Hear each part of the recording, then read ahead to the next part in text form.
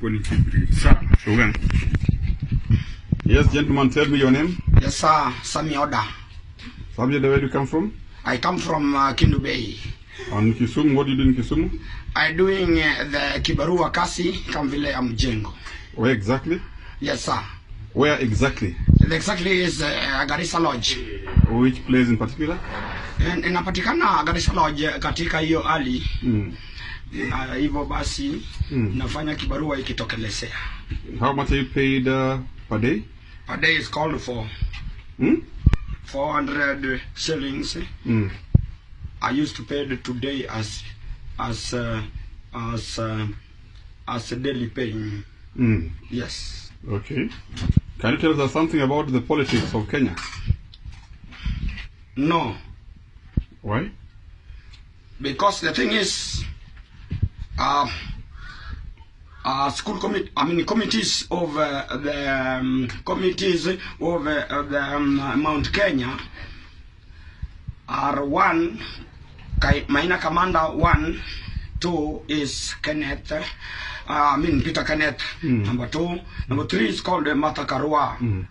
And this meeting number among others. Tell me about Raila. You are not answering the question. I asked about the politics of Kenya.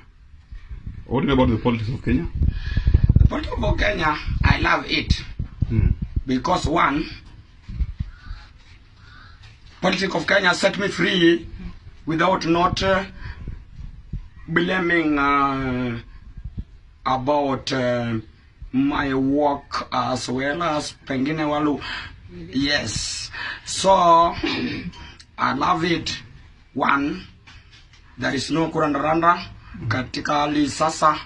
Naweza kukamatwa kuingizwa ndani na I be man set free. Okay, tell me about Raila. What do you know about Raila? I know Raila as my older brother. Yes. Yes. Anything else? The thing is, with Raila, it's like to bring changes in Kenya. Again, that is why we cannot be, especially me, I cannot be being catched as the following Kurandaranda. That is one I tell about Raila. Okay. Yes. 2? 2, freedom in jobs. As the following Raila, I being made up with the free job working. Okay. In freedom. Thank you. Now, would you recommend Raila to be the president of this country? Yes, sir. Compared to Uhuru?